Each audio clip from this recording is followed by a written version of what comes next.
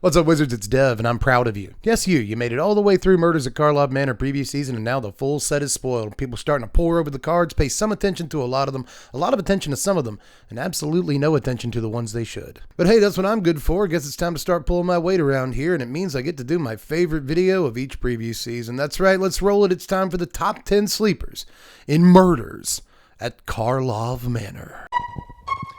And I'm your favorite Magic Channel's favorite Magic Channel. Best believe that the professor go bananas for my deck tech. And we're back. Remember to like and subscribe. I'm trying to play with the camera space a little bit more. You know, sometimes I'm back here, sometimes I'm over there, and maybe sometimes I'm over here. I don't know. We'll play around in 2024. But either way, just like and subscribe if you like my stupid shtick that I do around here. And of course, remember to take a moment to thank today's sponsor, Toby Blunderbuss. Not a company, just the patron of the day. By the way, I keep giving the patron of the day to people who have been patrons for like freaking ever, which is, you know, that's good. They deserve that. But for once, I wanted to give it to a brand new patron. Toby, you just joined like last Wednesday. I wanted to say your name and let you know that I appreciate you. Thanks. Tobes couldn't do it without you. But let's look at my top 10 sleepers, starting, of course, with 3 cards that aren't even in the top 10. Let's look at the honorable mentions first. Now, I'll start these with Leering Onlooker. Now, this is just a 2-mana 1/3 flying vampire, and you can pay 2 and 2 black to exile it from your yard and create 2 1/1 tapped bats that fly. Yeah, I know, it sounds like I've gone batty looking at this thing and thinking it's okay, but I just can't stop looking at it. You know, you could even say I'm leering at this point. A 2-mana 1/3 is going to block a lot of stuff in the early game. I like that she flies. It kind of puts 3 flyers on the table. You can mill it into your yard and still do something with it later. After a sweeper, it puts 2 1/1 flyers on the table. Later in the game, it makes sure you never have a dead turn. There's just a lot of really cool stuff about this. Just you put it all together, and it sends me the signal that that's a pretty good Magic card right there. But let's move on to my second honorable mention, which is Neighborhood Guardian. This dude, first of all, looks very happy. I really like that about him, but he also has pretty good text box. Sometimes you look at the text box on a Magic card. I know it doesn't happen often, but then sometimes you read it and you're like, oh, I see what's going on here. I know that doesn't happen super often for me either, but still, bear with me. This is a 2-mana 2/2 unicorn, and whenever another creature with power 2 or less ETBs under your control, any one of your guys gets +1/+1 till EOT. That's not actually so bad in a bunch of situations. I mean, I guess in limited, this will help itself and your like 2/2 face down dudes attack through your opponent's 2/2 face down dudes, which is kind of a nice little piece of tech there. But in standard, which is what, you know, I care about the most, this is probably fun in memey like rabble rousing decks, because that card puts a bunch of 1/1s into play all at the same time while you're attacking. Seems cool. But also, Resolute Reinforcements just puts like 4 power on the table the turn it comes into play. It's like not terrible either, but where I think this actually belongs is like budget commander builds that just put a load of tokens on the table all at the same time.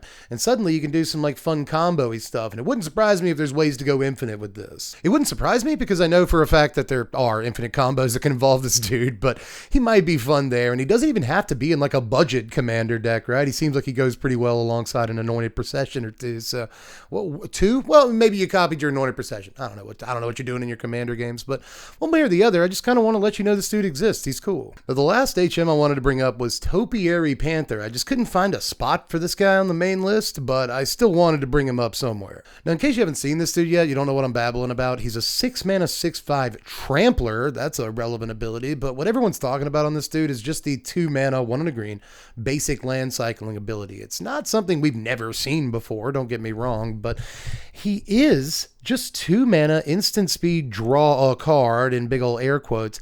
And late in the game, if you happen to draw him off the top of your library, you can just play him and he's a more than credible threat that can't be chump blocked. I think you could make an argument for Domain Ramp. I'm not actually sure it ends up in there, but still, you can make an argument for Domain Ramp. That deck plays a ton of basic lands because of Topiary Stomper and Invasion of Zendikar and all that. So it needs to hit its drops all the way up until that 7th mana for Atraxa. It can do that all game. And not even that late in the game, you know, well ahead of schedule, it can come down as a 6/5 Trampler your opponent kind of has to do something about. He's also got a great case for Shigeki decks. You guys remember Shigeki? I love that dude, you know? Like, Panther is easy enough to get in your graveyard early in the game.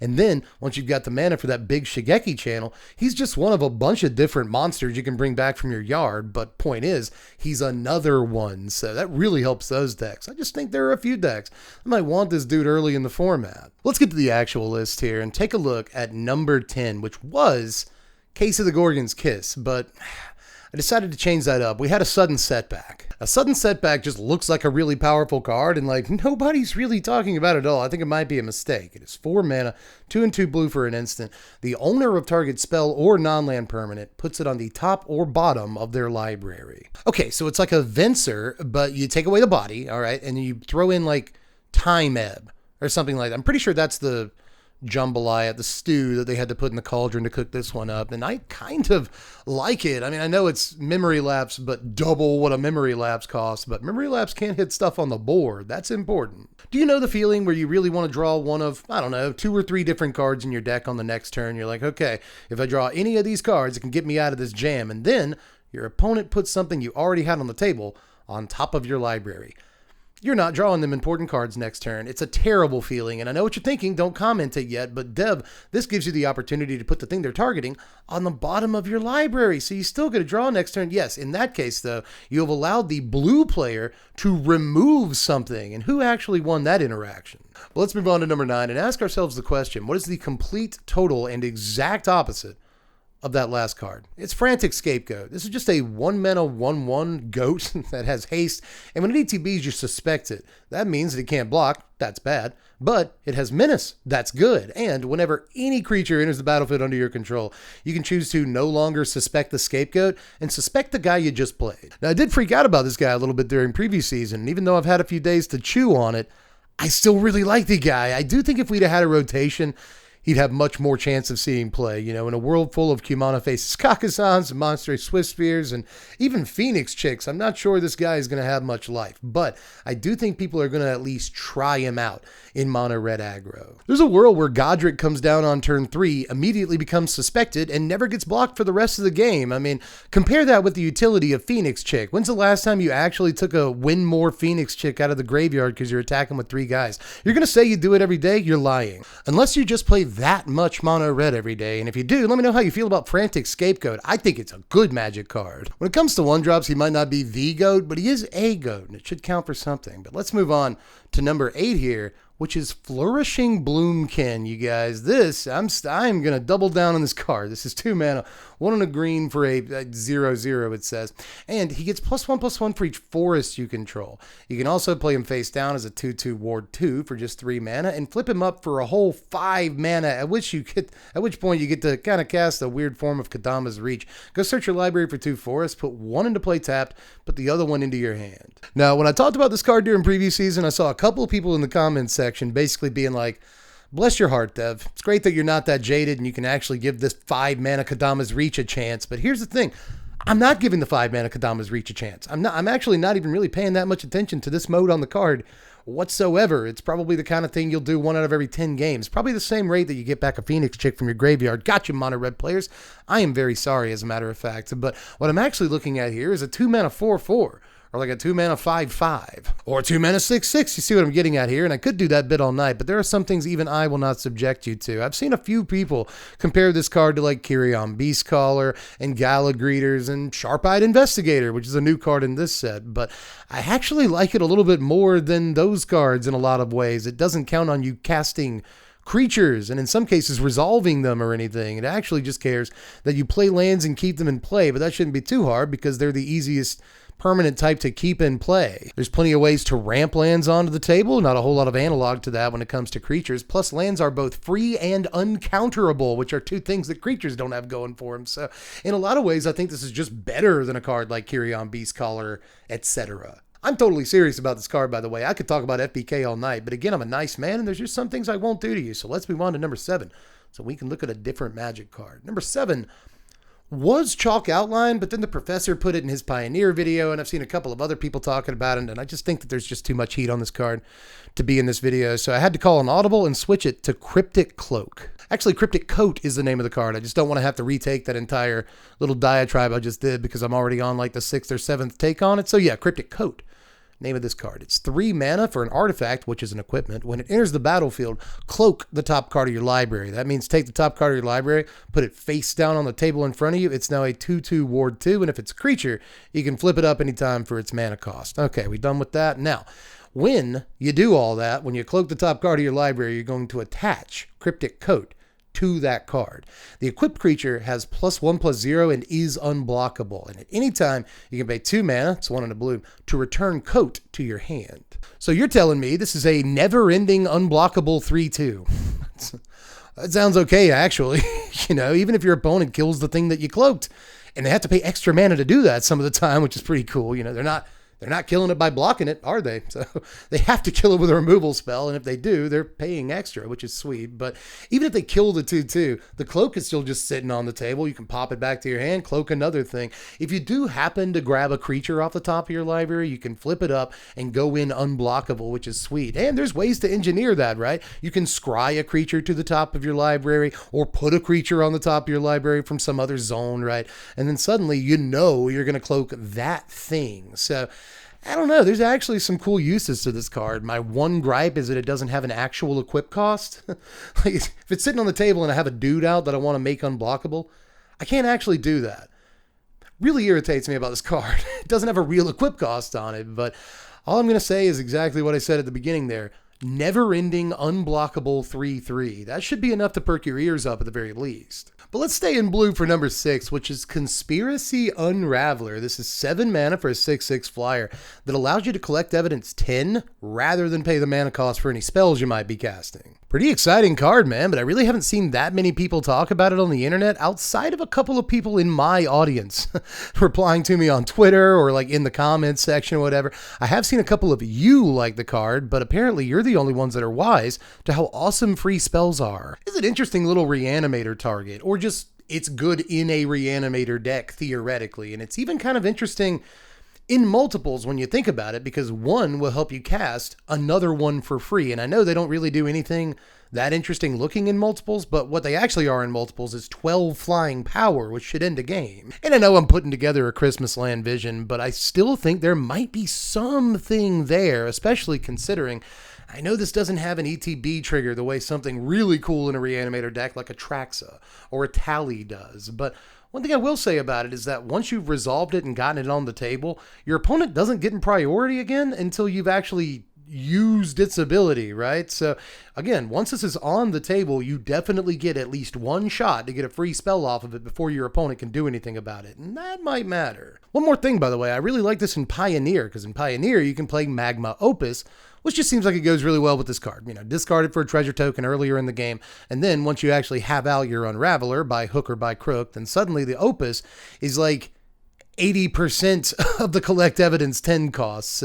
Again, this actually has some spots it can go in multiple formats, and I wouldn't be surprised to see it show up. But halfway through the list, we got to take a look at Gleaming Geardrake. Do you remember this card's in the set? Do you remember? It's 2 mana, Izzet colors, for a 1/1 artifact creature with flying. When it ETBs, you investigate, and whenever you sack an artifact, it gets a +1/+1 counter. Now, this came out in the like original first look previews like a month before the actual preview season began. So I wouldn't be surprised if a lot of people just forgot about this card and haven't thought about it since then. So if you have kind of gotten caught up in the hype of preview season proper and this dude slipped your mind, I'm here to remind you that he exists, man. Just 2 mana for a 1/1 that gives you a clue when it comes into play. But by the way, that's 2 artifacts for 2 mana. That might matter to a lot of decks, right? One of them is a clue, which is kind of one of the best artifact tokens you can have. And then it gets really big and has an evasive ability. I imagine this can get to 3/3 or 4/4, even 5/5, like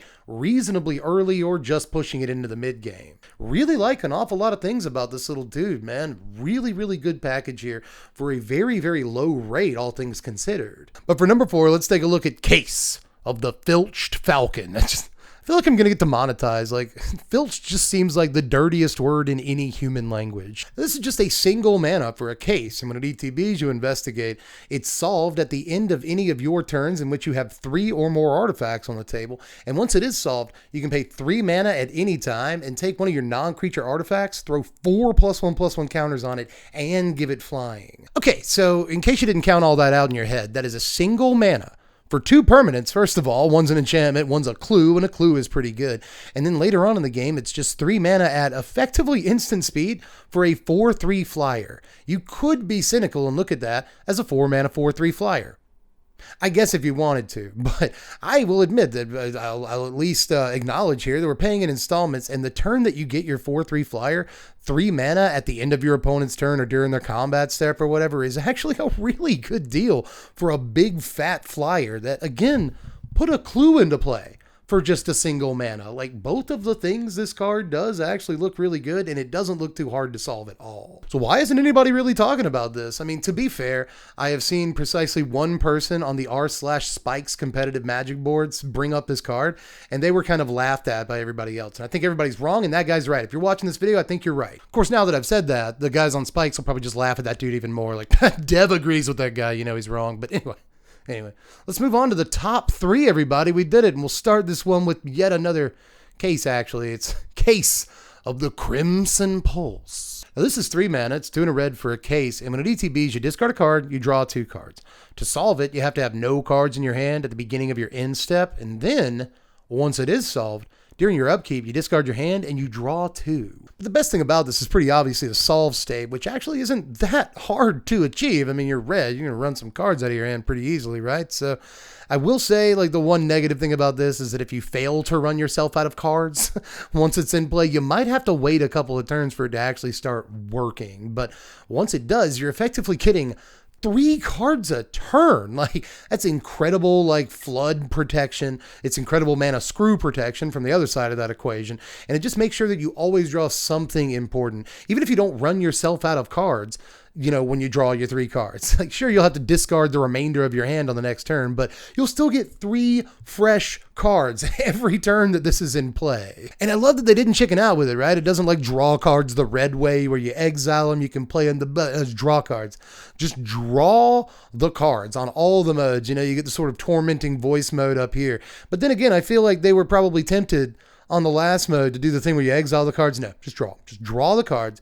That's actually pretty amazing on a mono red card. But let's look at number 2, which is actually a land. There's a couple of decent lands in this set. I had to decide between Public Thoroughfare, which kind of reminds me a bit of a Spire of Industry. You know, it makes any color, cares about you having artifacts, actually seems like a halfway decent card. But in the end, I decided to go with Scene of the Crime. This actually has 3 distinct types on it, which I think is going to matter a lot. It's an artifact land that is also a clue. Interesting. Now, it ETB's tapped, but it taps for a colorless mana, and because it's a clue, you can pay 2, tap it, sack it, and draw a card. But you can also tap it along with another untapped creature you control to make any color mana you want. First of all, we just don't get a whole lot of artifact lands nowadays. We just don't get a whole lot of artifact lands, period. We got like the original cycle, and then the one that was printed in like the Dungeons and Dragons set a while back, and now I guess we have this one. So there's just not a whole lot of these in Magic history at all. So it's nice to point one out whenever you see one. If anything, the card is a free clue.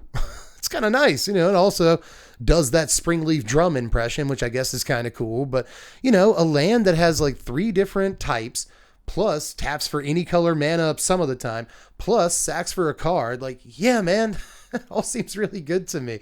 Again, there are plenty of things that care about artifacts either entering the battlefield or in some cases being sacrificed. In this standard, this limited, this whatever, and this card really helps you facilitate all of those different synergies really easily. Again, the thing is free to get on the table in the first place. But we made it to number 1, everybody. It is Officious Interrogation. When this card first came out, I waited.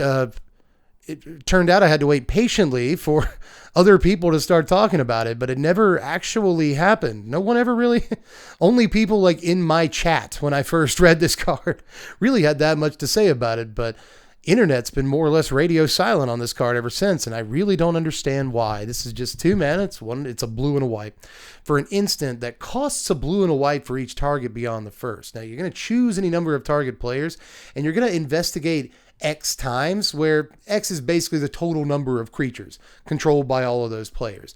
Now, I think a lot of people are just writing this off as a commander card because you get to choose any number of players. The thing is, this is actually the kind of card whose design I welcome in my standard. If they feel the need to design commander cards for standard product, that's fine, so long as you still make them decently playable in standard. And this does benefit from a lot of different opponents, don't get me wrong, but so long as there's just you and the other person, you can pump 4 mana into this and get a fair number of clues at instant speed. But even if you're not playing like any creatures whatsoever, then just 2 mana to target a single opponent and end up getting, 4 or 5 clues depending on what they've got out is a big gain, especially if you're able to like EOT, I'll go ahead and get 4 clues from you because of this card for just a couple of mana.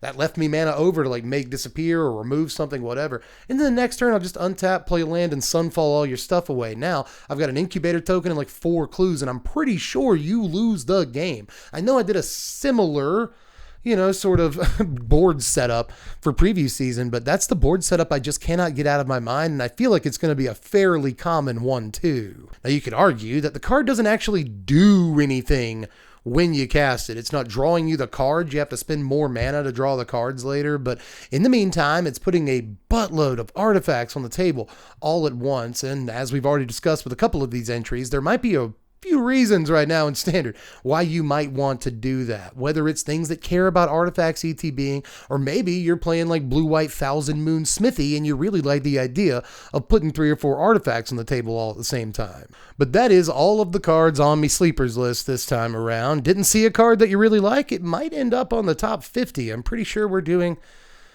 another top 50 this time around. Get ready for that and subscribe to the channel if you're interested in that content and you haven't done that yet. But just because one of your favorite cards might end up on the actual list, don't let that deter you from engaging with the video, thus putting it in more recommended feeds. Just comment down below and let me know what all of your sleepers are, and of course, how you feel about all my picks too. This may be my favorite video to do each season, but it also appears to be your favorite time to go down in the comment section and bag on me for my boneheaded picks, which is fine. Everything increases engagement. We just got to put this sucker in more recommended feeds, so make sure you like the video in order to help that happen. And if you really want to help out around here, it's just $1 a month to do that, like Toby Blunderbuss, remember, the patron of the day, who's our sponsor of the day as well. Thanks, Toby. If you want to be like Toby, a cool dude, join the patron. Just $1 a month to vote on content around here. And honestly, just support me and allow me to continue doing this. If you enjoy the videos, you probably want me to keep doing it. So $1 would be very much appreciated. Again, thanks, Tobes. But anyway, that's all I've got for this one. Just let me know how you felt about it and do all the YouTube stuff. And I am going to get on out of here. I am Dev from The Place. Thanks for watching, Wizards. Spread love and be kind.